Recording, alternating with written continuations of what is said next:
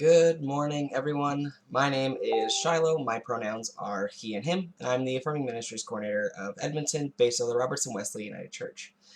Today is the first of the 2021 Affirming Reflections live streams. They've changed from weekly to monthly now, so this is the first one that's happening in January. So our topic today is ending homophobia and transphobia. So today's kind of live stream workshop is what I like to kind of envision this to be. We're going to start off with understanding what is homophobia, what is transphobia, why people are homophobic and transphobic, as well as some ways on which how to end homophobia and transphobia in our communities, in our families, in our groups, and hopefully throughout the world. So to start off, what is homophobia? So, people who identify as lesbian, gay, pan, or bisexual may experience harassment, discrimination from people who are scared or uncomfortable with these certain identities. So, a brief definition of what homophobia is we have the fear, hatred, discomfort with, or mistrust of people who are lesbian, gay, pansexual, or bisexual. This discrimination also extends towards folks who may be thought to be LGBT. So this is people that may look like a certain stereotype or act a certain way, and people can be homophobic towards those people even though they do not identify as LGBT. We also have an additional word, biphobia, that I won't be using that much throughout this workshop. I'll be using the term homophobia to, I guess, umbrella term it. But biphobia is a little bit separate. It is similar to homophobia. It's also the fear, hatred, discomfort, or mistrust. But this is specifically of people who are bisexual. The reason why I wanted to bring this up is that we do have a lot of bi erasure within our community and within education, and so I wanted to share that there is a specific word for folks who are discriminated against for being bisexual. We also have different forms of homophobia. So here we have things such as negative attitudes, negative beliefs about LGBTQ folks. We have aversion to or prejudice against folks who are LGBTQ. We also have folks who use derogatory language or name calling when they are talking about LGBTQ people. Even folks who are bisexual who experience biphobia get certain things such as you're only bisexual for attention, or that all bisexual people are cheaters. We talked a little bit about that in my Myths of Bisexuality live stream a little while ago, so tune into some of the older videos to see a little bit more about that. In some cases, homophobia and biphobia can cause people to bully, abuse, and inflict violence on LGBTQ folks. And in most extreme forms, it could lead to even hate crimes or even murder of LGBTQ folks. And we see this a lot, especially with trans folks. That's why we have the Transgender Day of Remembrance, which is a really special time where we take the time to remember those who have been murdered due to transphobia. We also have where homophobic and biphobic thoughts and beliefs and actions are often based on irrational fear, ignorance, and also misunderstandings. And we'll talk a little bit about why people are homophobic as we keep going on. Homophobia and biphobia may stem from religious institutions. It may come from companies, governments, laws, policies. It can come from individuals like you and me. It may be as large as the culture itself being homophobic or biphobic, and as well as media. Media plays a huge role, especially now with the emergence of television and internet and computers. We're seeing a lot of it going through that.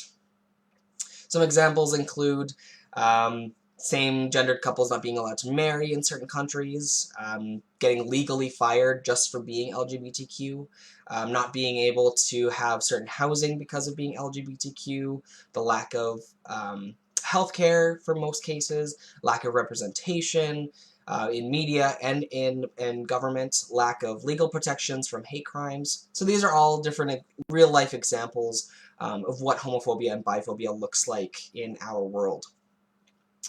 I talked a little bit about biphobia and homophobia, but similarly, there's also transphobia. So I'm going to talk a little bit about what that means as well. So I'm going to transition back here, and we're going to show you the definition. So transgender and gender nonconforming people may experience harassment or discrimination from people who are scared or uncomfortable with these identities. And as you see on the screen, the definition of transphobia is very similar to homophobia and biphobia, where it's the fear, hatred, disbelief, or mistrust of people who are transgender, thought to be transgender, or whose gender expression doesn't conform to traditional gender roles within that society or culture. We also see that transphobia can prevent transgender and gender nonconforming people from living full lives free from harm and violence. And transphobia can take many different forms. And this includes, very similar to homophobia and biphobia, negative attitudes and beliefs towards trans folks, aversion to and prejudice against transgender people, irrational fears and misunderstandings about our lives, disbelief or discounting preferred pronouns or gender identity or names, derogatory language or name-calling towards LGBTQ, especially trans and non-gender conforming folks. We also see different types of bullying, abuse, violence, and again, like the Transgender Day of Remembrance, even murder is a huge factor in the lives of LGBTQ folks, especially transgender folks, and even more, especially transgender women of color. Transphobia can create both a subtle and overt forms of discrimination. For example, people who are transgender or even thought to be transgender may be denied jobs, housing, or health care just because they are transgender. And I've seen so many horror stories, especially within the healthcare system for trans folks, where they'll go in to see a doctor for some obscure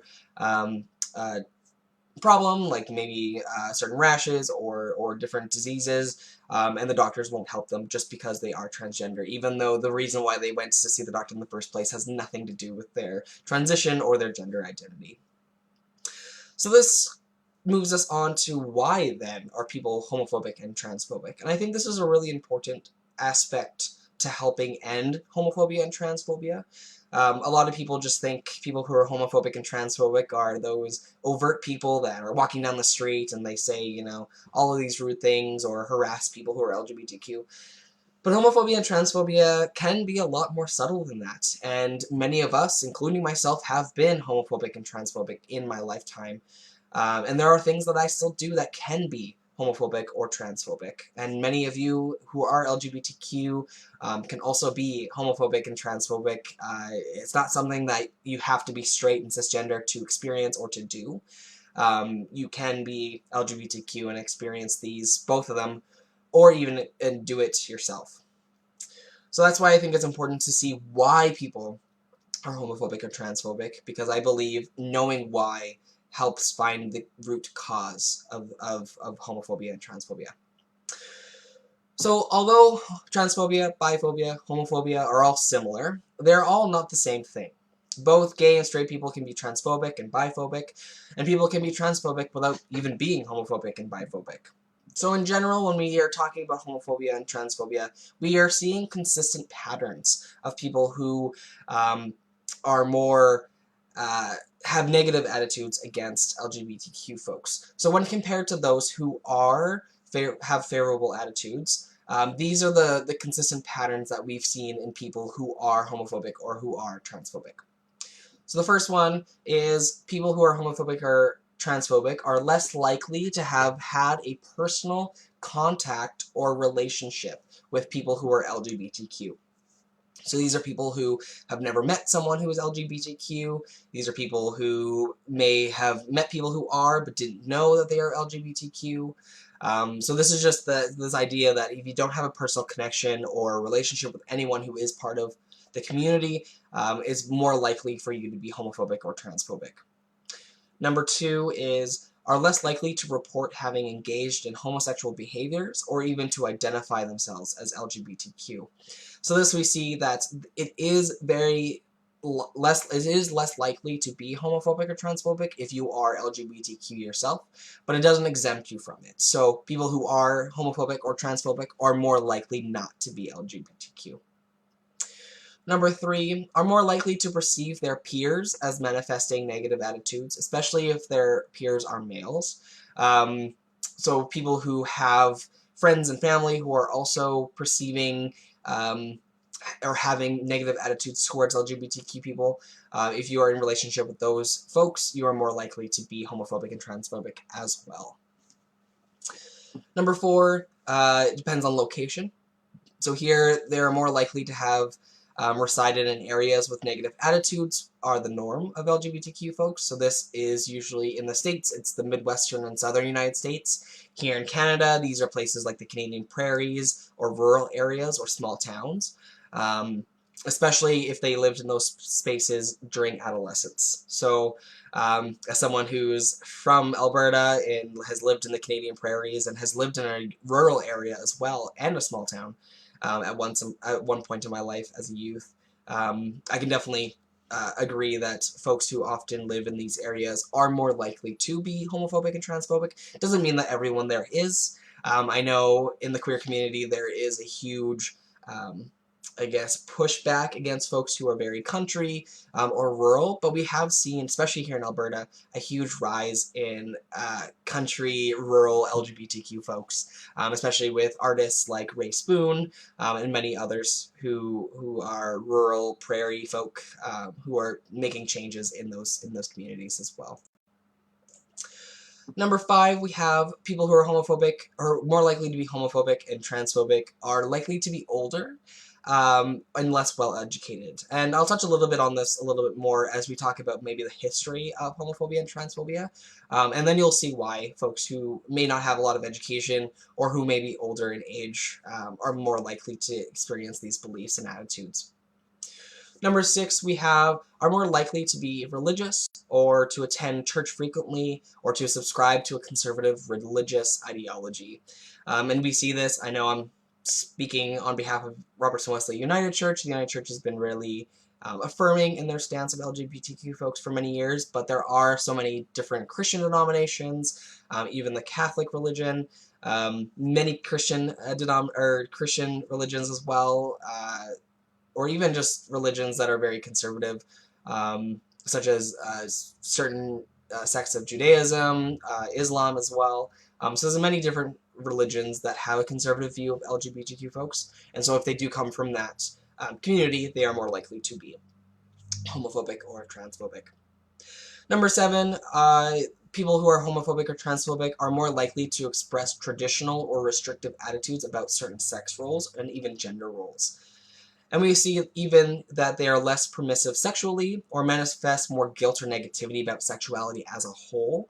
And so folks who have a very negative understanding of that, of sex and gender and sex roles and traditional roles are more likely to be homophobic and transphobic because folks who are LGBTQ often break free from those boxes that are placed. So I have another slide here. So these are kind of all of some of the reasons, I guess, of why people are homophobic and or transphobic. So I'm going to leave this slide up a little bit as I talk about some of the reasons why people are homophobic and transphobic. So touching on the top few points there, religion, taught, belief, and ideology. So some people's homophobia and transphobia are sometimes rooted in conservative religious beliefs, often displayed by the Jewish, Christian, and Islamic religions. Religious beliefs reinforce a violent reaction against homosexuality and transgender identities, and this is due to their strong hostility towards homosexual practices and gender nonconformity, because this was historically linked with idolatry and heresy.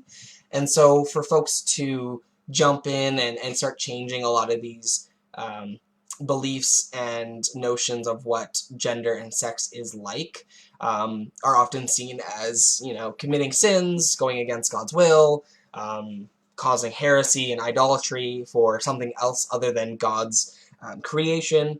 And so this is why a lot of religious folks uphold a lot of homophobic and transphobic beliefs. We also see additionally that some people may hold homophobic and transphobic beliefs if they were taught these beliefs by parents, families, friends, and communities. Homophobia and transphobia are not something that comes inherently. It is something that is taught. And usually folks who are homophobic or transphobic were taught to be homophobic and transphobic at a young age. And it's not until they get older that they start, meeting people who are LGBTQ or learning more about these identities, and that's when their homophobic and transphobic beliefs start to dwindle. We especially see families who hold strict beliefs in traditional ideologies of family, sexuality, and gender roles to help uphold this homophobic and transphobic beliefs into their kids as well. And then the cycle persists where then they teach their kids and then their kids teach their kids. And it's an endless cycle of homophobia and transphobic beliefs within the family sect. And we also see that many people form their opinions and form their beliefs about homosexual and transgender people because of their lack of personal contact with them. So folks who don't know anyone who is LGBTQ are more likely to be homophobic and transphobic in their beliefs because they don't have anything to counteract those beliefs. In the middle section of your screen, we see the words such as misinformation or stereotypes. This area is where some people are homophobic and transphobic because they have, misinformation of or no information at all about LGBTQ identities. And they may not be aware of LGBTQ people or any of the issues or even personally know anyone in their lives who are LGBTQ.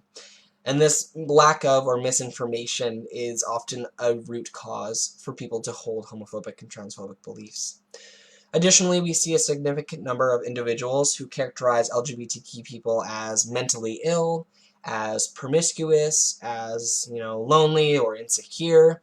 People even believe that LGBTQ folks are likely to be child molesters or predators or very aggressive and hostile towards quote-unquote normal people, or who are hostile towards folks who are heterosexual or cisgender. And even so, LGBTQ persons who violate the stereotypical expectations of LGBTQ folks may actually be disliked as well. And so these are people who are very masculine gay men or very feminine lesbians, or people who are trans who do not pass for their gender identity. These folks are not considered the stereotypical expectation of an LGBTQ person, even though there is no one type of LGBTQ person. It's very, very diverse in our community. But those who do not fit those stereotypes may actually be disliked more than those who fit stereotypes. In the bottom middle of your screen, we have words such as repulsion, conformity, threats, envy, or fear. So these are more of the root causes that we see in mainstream media, and we'll see a little bit of why that is. So in some studies back in the early 20th century, we see folks such as William James, who assumed that being repulsed by the idea of intimate contact with a member of the same gender is instinctive. So they say that it is instinctive for people to not want to have sex with a person of the same gender. And he even goes further to say that this exists more strongly in men than in women, in cultures where such forms of his, quote, unnatural vice as homosexuality and gender nonconformity are found. And so he says that instinctual aversion can be overcome by habit. So he assumes that tolerance is learned, whereas revulsion is inborn, rather than vice versa. And we see that that is not the case. We see that it is actually the opposite, where tolerance is often inherent, and is this revulsion or this repulsion of homosexuality or any sexuality that's not the heterosexual norm to being bad. So his study showed the opposite, whereas now we've seen the changes in education and research and studies in the last 100 years, and we've seen that that is not the case and that it is actually vice versa. And welcome, RW. Nice to see you. We also have that sex differences in direction and sex differences between folks actually has a consistent trend of the intensity of attitudes towards LGBTQ people. So this appears that heterosexual folks tend to have more negative attitudes towards LGBTQ folks of their own gender than that of the opposite. So this is where we can see many folks who are who are homophobic and identify as men, oftentimes having no issues with lesbians. And we see that when we start talking about pornography, or even talking about sex acts in general. A lot of men will say, like, no, like, two men doing it is not good, but if two women did it, that's okay. So it's that kind of idea where it's their own gender that can't be LGBTQ, but if it's another gender, then it's okay. But we also have the opposite happening as well, where negative feelings towards opposite gendered LGBTQ folks may result in a feeling of rejection as potential sexual partners. So we see this in mostly the male side of things, where it's often heterosexual men that have this feeling of rejection. If they see someone who is a lesbian, they feel like they're rejecting their own sexuality. They feel like they're being rejected as a man, as a sexual partner, and sometimes that's where negative feelings come from. So unfortunately, we see two sides of the coin, where, you know, if they're the opposite gender, it's bad because they're rejecting my sexual preferences, and then also the flip side is, you know, there's someone who's the same gender as me, but that's also not okay because it's only okay if other people do it. And so we're seeing both sides of why people are homophobic or transphobic. We also see that it is frequently assumed that feelings of personal threat result in strong aversion to LGBTQ people. And so this is where this threat comes in, where, you know, people may be feeling that this person is threatening, you know, their beliefs, their ideologies, the way that they grew up, their own understanding of the world. And so these very existential threats to their own identities often cause them to be very homophobic and transphobic towards others. And then we see that if there's a lack of threat, this actually leads to more neutral or positive attitudes towards LGBTQ people.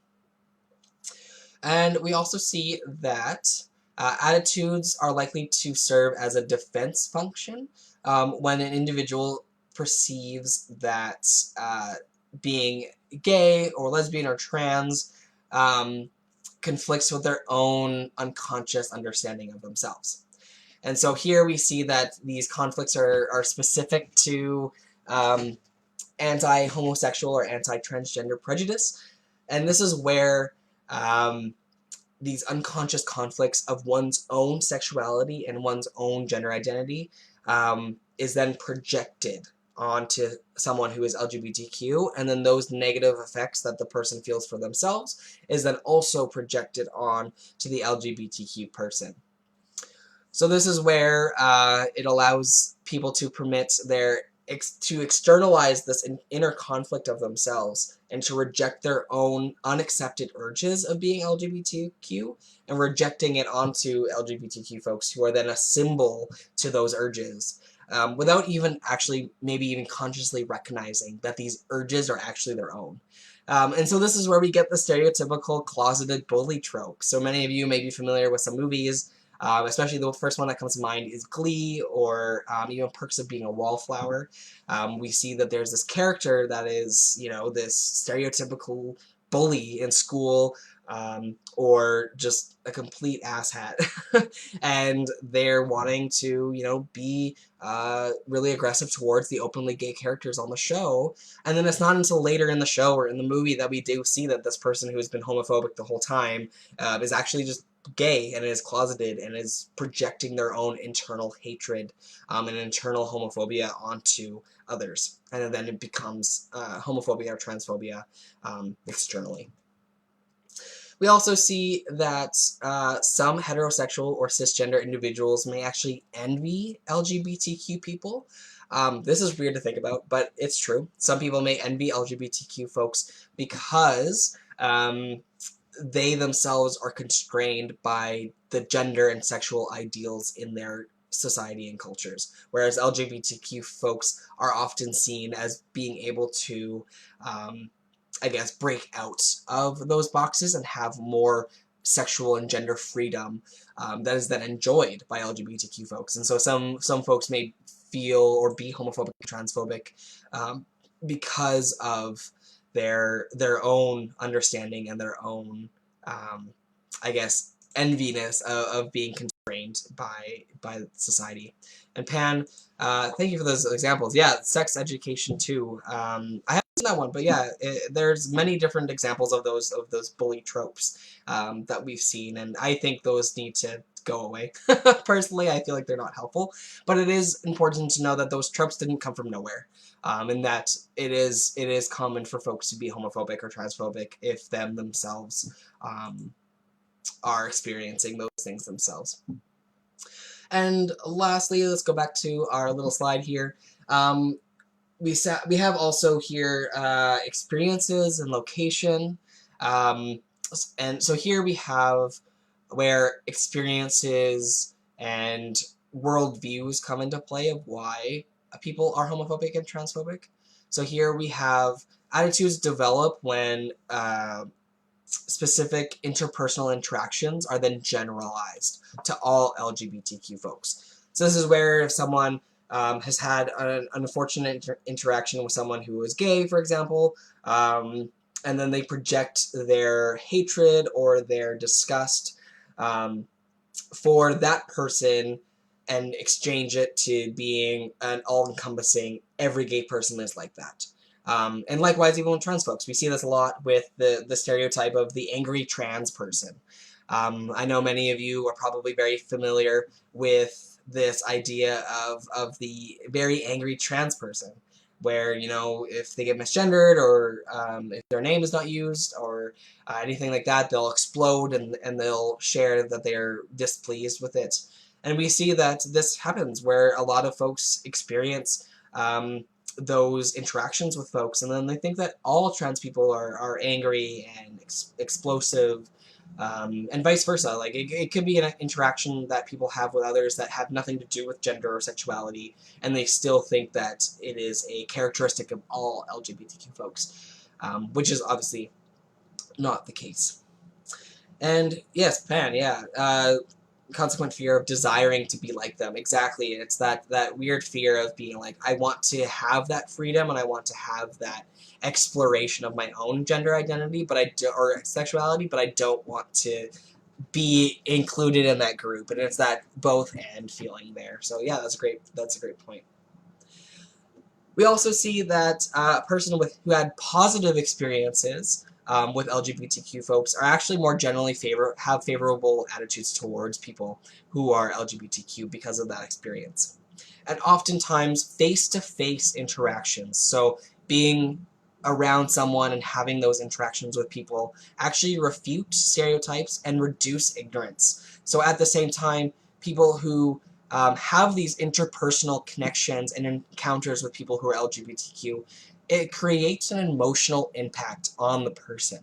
And so having these emotional impacts actually increases likelihood to being more accepting of LGBTQ folks. And not having those encounters or interpersonal connections has a higher chance of not having a favorable attitude and actually becoming more homophobic or transphobic.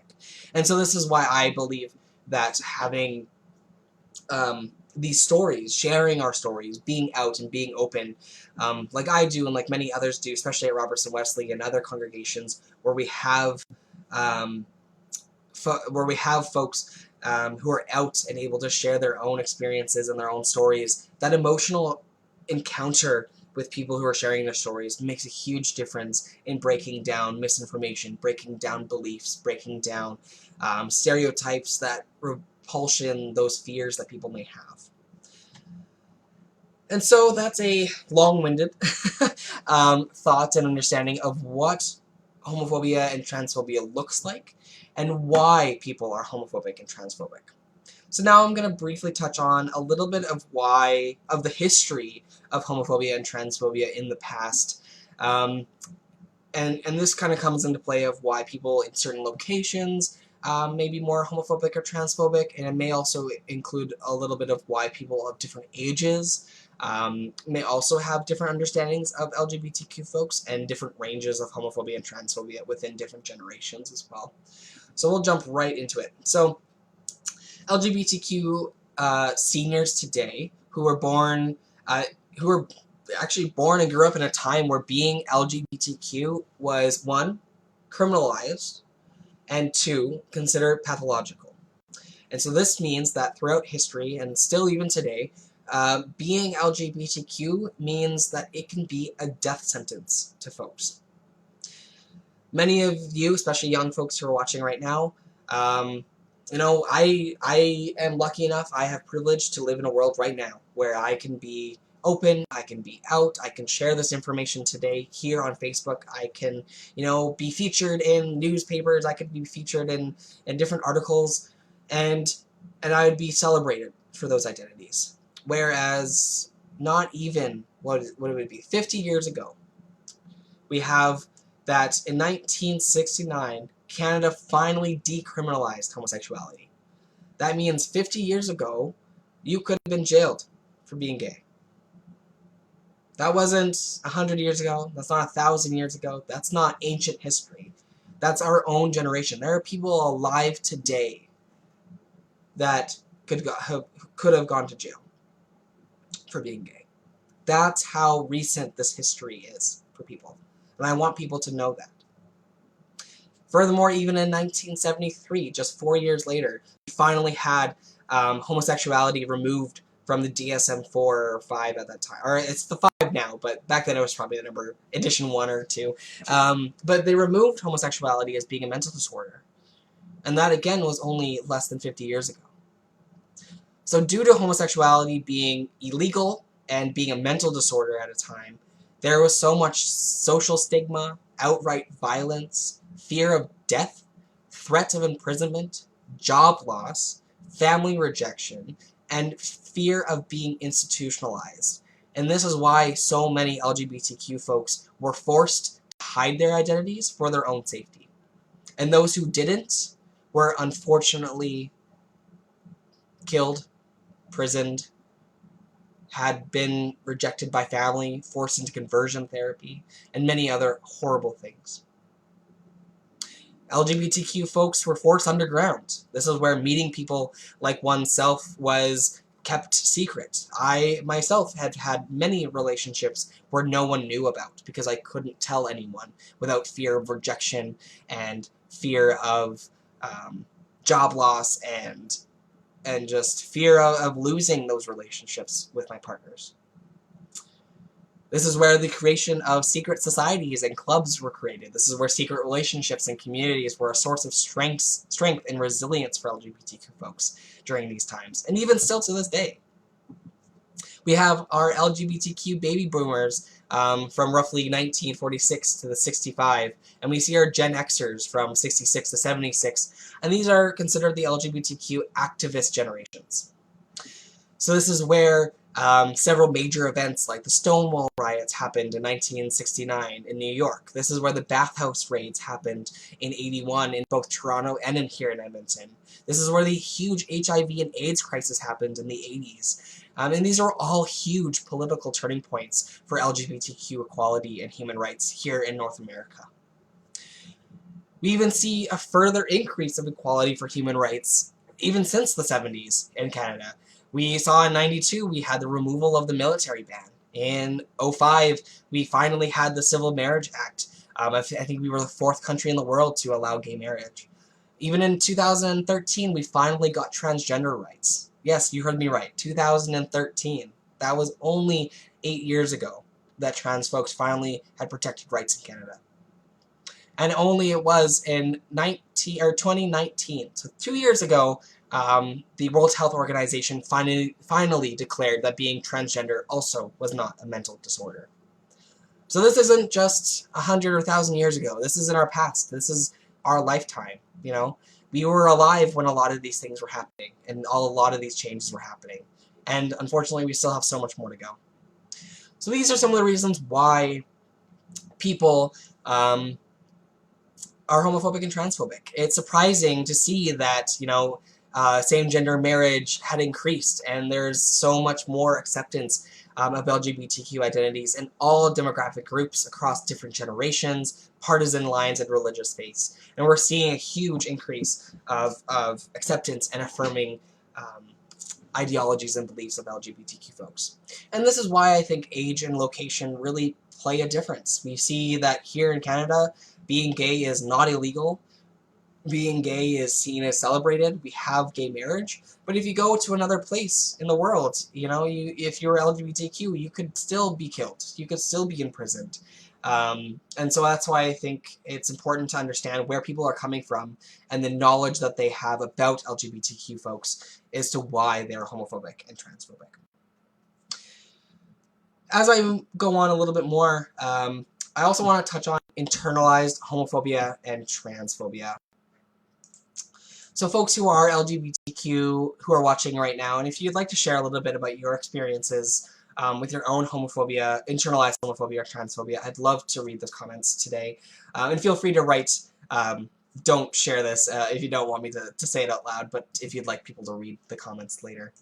So internalized homophobia, it's essentially the same definition as homophobia, and same with internalized transphobia, but the difference is that it refers to people who are homophobic or transphobic towards themselves. And so this makes sense of why we call it internalized transphobia or internalized homophobia. So it's where other people may or may not be okay being LGBTQ, but it's this internalized discomfort with one's own identity as being transgender, gender nonconforming, or LGBT, or pan as well, and just that own discomfort with that identity. Some people may have negative attitudes and beliefs about their own understandings of themselves because of their own desires. This may make them feel discomfortable. This may have their own disapproval based on the beliefs that they have. And they will never identify or accept their attraction or gender identity. And they will never identify as LGBTQ unless that internalized homophobia or transphobia is then changed. People dealing with internalized homophobia may need to feel like they need to prove that they are straight. And this is where they may exhibit very stereotypical behavior of straight men or straight women, and even bully or discriminate against openly gay people. And likewise, on the flip side, we see that folks who are experiencing gender dysphoria or who have a different gender identity may feel the need to want to prove that they are cisgender, and will exhibit very stereotypical gendered behavior based on the gender that they were assigned at birth.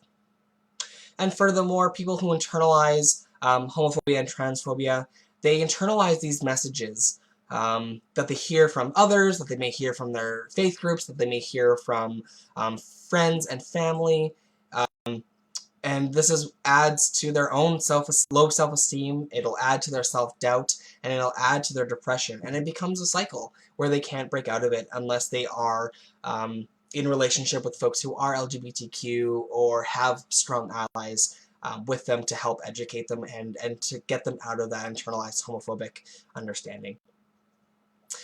And many LGBTQ folks who experience internalized homophobia or transphobia share common experiences. And so I'm going to read out a few that I heard from some folks in the community, as well as my own experience with my own internalized homophobia and transphobia. So many folks feel like they were wearing blinders, where they couldn't see their true selves over the negative attitudes and beliefs that were kind of shared upon them or forced upon them at a young age. Outdated gender roles played a huge part in why it was hard for them to figure out that they were LGBTQ. For many people, being LGBTQ was seen as a joke, so it was very hard to find people who were safe to come out to. Before the age of internet and global information, there was little to no knowledge or education about LGBTQ identities or experiences. Now we have books and websites and folks like myself who are doing live streams to help educate others. Knowledge around gender identity in itself has only increased in the last few years, whereas LGB identities have been around and in the mainstream knowledge for a while now. And so this is why still many folks in the LGBTQ community may themselves still be transphobic, because information about gender and gender nonconforming, non-binary identities, trans identities are still starting to become more commonplace. Folks even said that because they lived in a cisgender heterosexual world, it was impossible for them to connect their identities with the experiences that they were having. There was that disconnect there. Being LGBTQ was seen as bad, and so their thoughts and feelings of being LGBTQ that they were experiencing meant that those experiences were also bad, and so they tried to not have them. For folks who were asexual or aromantic, were forced into sexuality with family and friends, such as, you know, when are you getting married, like you're forced to have kids, do you have a girlfriend, boyfriend type stuff, and even now with our societies and cultures being very sex focused and sex positive, many ace and aro folks may be forced to have that as well. Even non-binary folks may feel like they couldn't really fully identify as non-binary because of those gendered boxes. And even the education around transgender identities was also very binary for the first little while. And even still now we see trans men, trans women, and very rarely do we talk about non-binary and gender non-conforming folks. And so because of that, that may internalize their own transphobia as well. Other things such as internalized misogyny and sexism also plays a huge role in why people internalize their LGBTQ identities. And lastly, many folks internalize their identities because of their faith, and vice versa. Many people internalize their own faith because of their identities.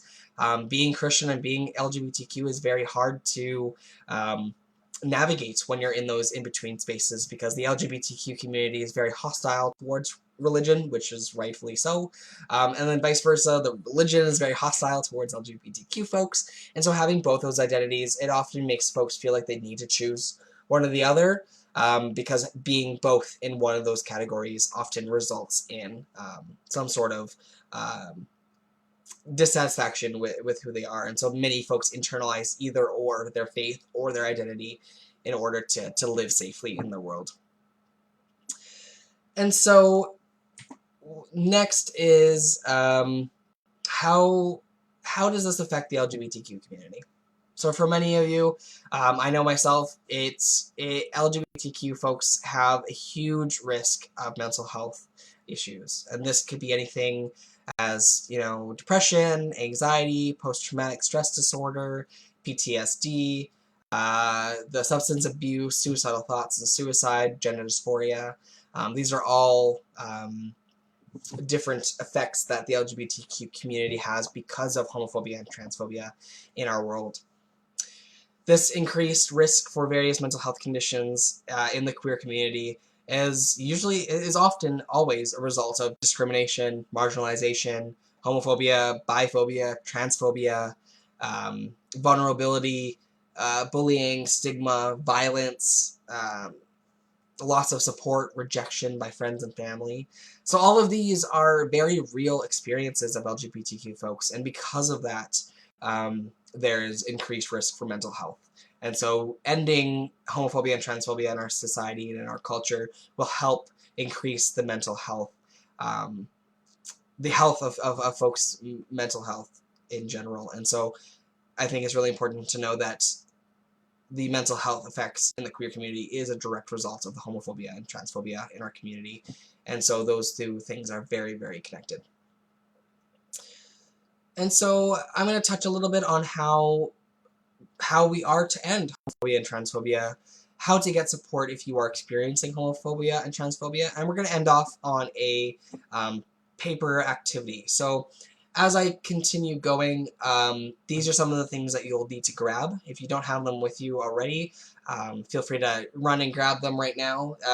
There's the pen, paper, tongs or tweezers, water, lighter, and a match. So the idea of what we're going to do is we're going to write down something on a piece of paper, and using the tongs and lighter, we're going to burn it, and having water on the side, just as a safety measure. You can either have it in a bowl or a cup. And yeah, so please go grab those tools and come right back, and we're going to end off on that activity.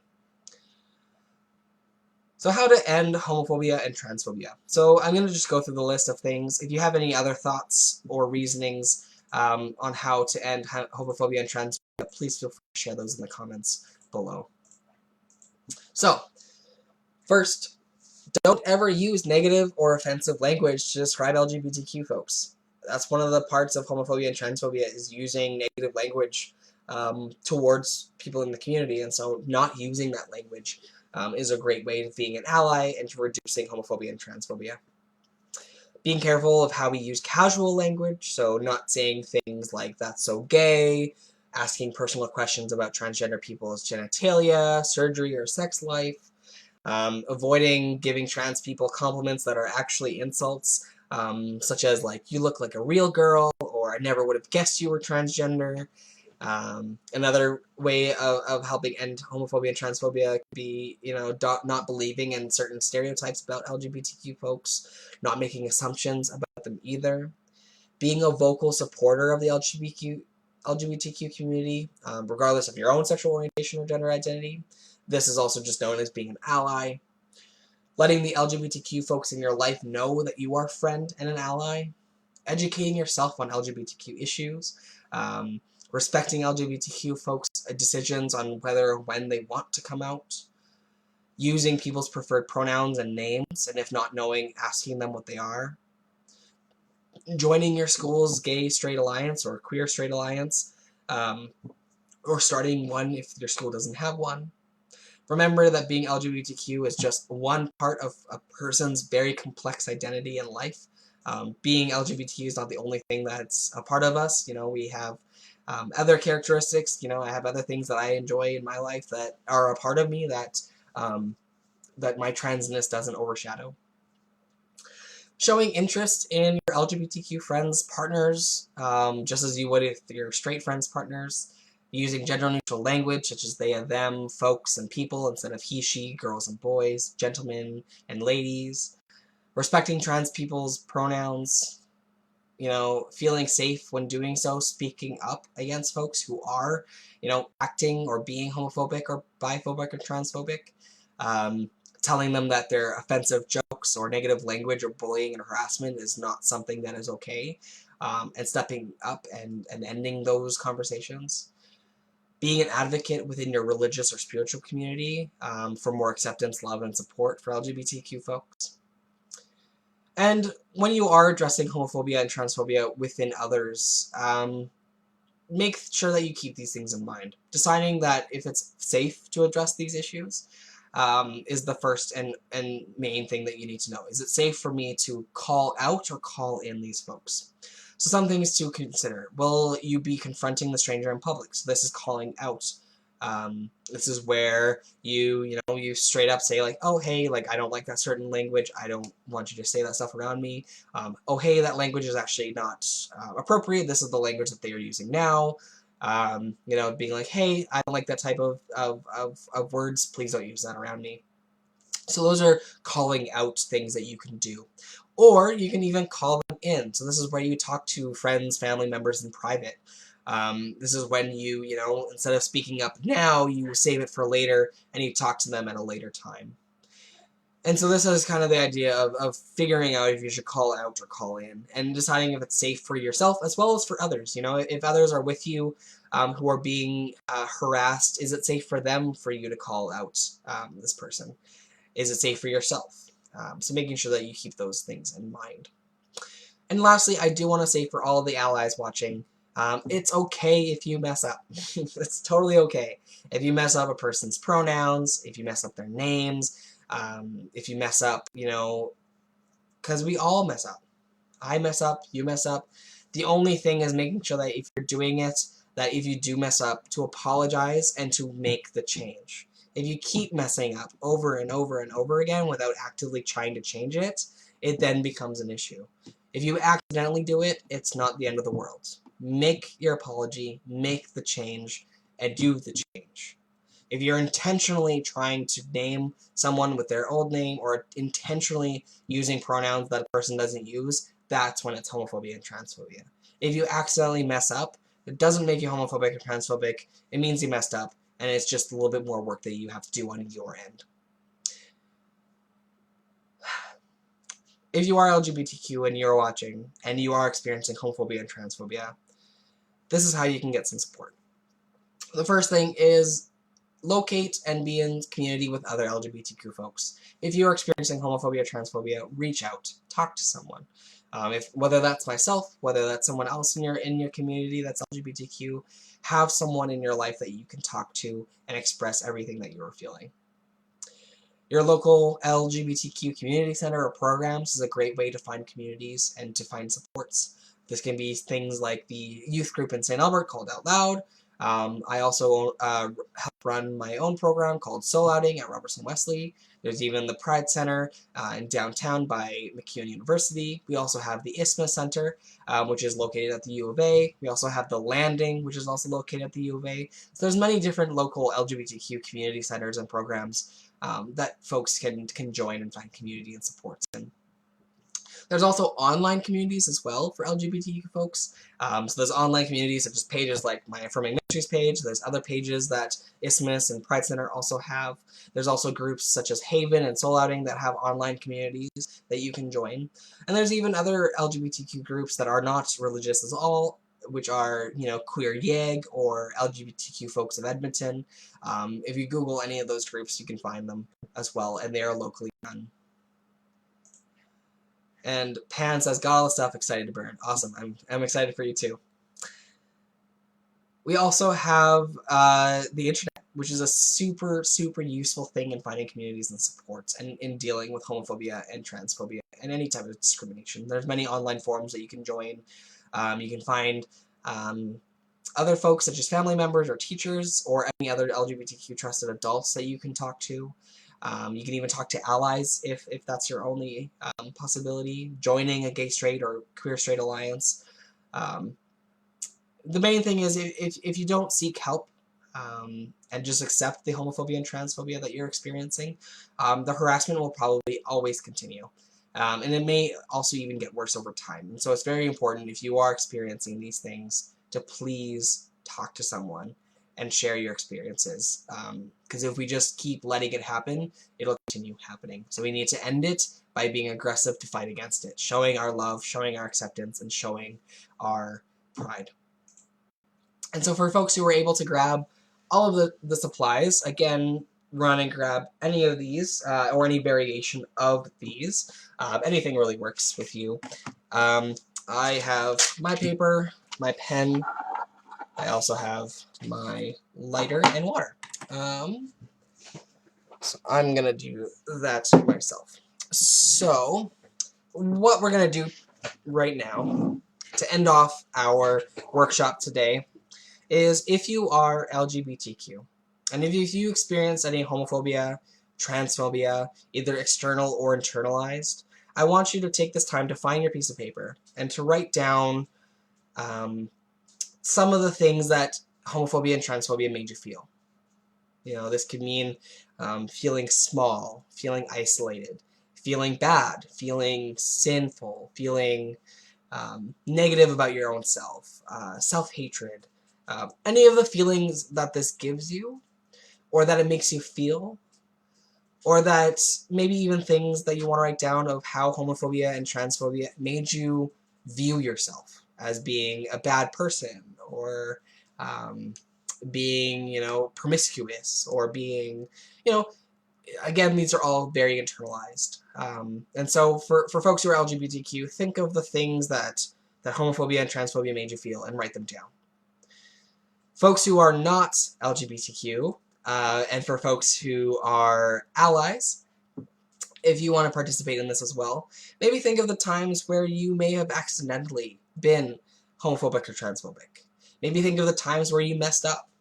Maybe think of the beliefs that homophobia and transphobia made you think of, especially for folks who may have experienced homophobia and transphobia by folks as well. Maybe you've experienced these too.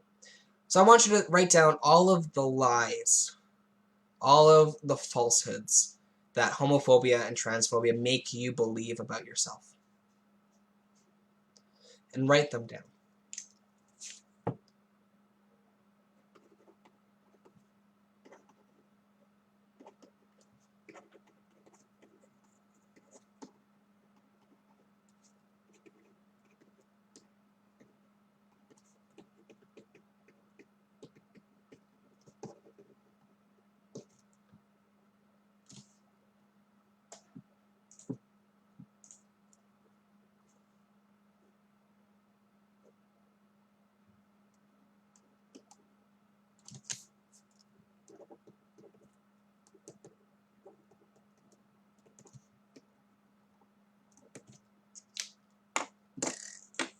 Alright. When you are ready, feel free to take longer. You don't have to do this exactly at my time, but take down all of those words that homophobia and transphobia made you feel, made you believe, made you understand about yourself. And I want you to take that piece of paper and to fold it up. And we're going to burn it, because everyone loves burning things. And the reason why we're going to burn it is because all of those words, all of those beliefs that you have about yourself, all of those attitudes that people have towards you, I want you to know that they're all lies. And that when we burn these, we're burning the effect that homophobia and transphobia has on our own identities, on our own characters, on our own lives, and our own experiences.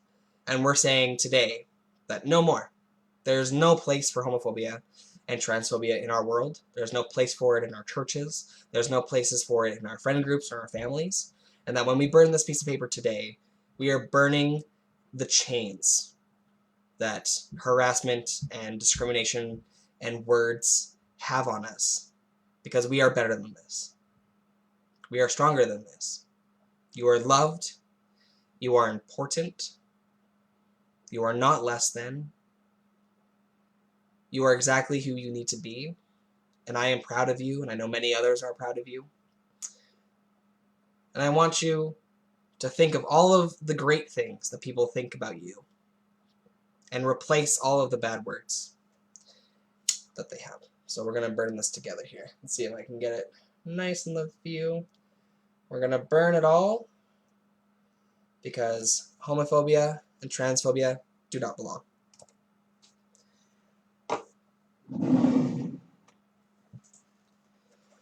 So thank you all for joining me today. Thank you for taking the time to listen and learn with me and engage in the topic of transphobia and homophobia. I really hope that you learned a thing or two today of what it means, how it's been, why people are, and I really hope the activity at the end really makes you feel like you're important, because you are. You know, all of the feelings that homophobia and transphobia have given me over the years, the amount of therapy I've needed because of it, I think it's important to realize that these things do not define us. And we are not the people that the lies have told us we are. And that we are important, that we are, you know, supposed to be ourselves, supposed to be everything that we need to be. And I really hope that this is a way of helping you to be more accepting, because the more people that feel accepted, the more people that come out, the more education that shows, the less ignorance there is, and the less homophobia and transphobia we have. And so if we work together to stop people from sharing homophobic and transphobic stuff, if we continue to educate others, if we continue to show our pride, a lot of this will eventually, hopefully, end for our children, for generations to come, and hopefully it'll get to the point where we don't even have to live in a world where coming out is a thing, and that everyone is just accepted for who they are. And I really hope that I get to live at a time where that is the case, and I hope you do too. And it's all something that we have to work together to strive for. So thank you so much for joining me for Affirming Reflections. Again, we will meet on the third Monday at noon. So the next Affirming Reflections will be on February 15th. So tune in for that. If you are available at all during the week, I do have my Affirming Ministries Affirming Coffee Hour on Thursdays at 11 a.m. And so this is a drop-in time for folks to join from 11 to 12. It's just a place to hang out, ask questions, find other folks that are LGBTQ, and just a safe place to kind of talk about and be yourself. And if you have any other further questions or concerns or want to chat with me, feel free to message me on Facebook, send me an email, book a time slot with me, and we can do a Zoom call. I'm here for your support. If you need anything, please reach out, especially if you're experiencing homophobia and transphobia within your lives. So thank you so much. Tune in next time, and have a great day, everyone. Bye-bye.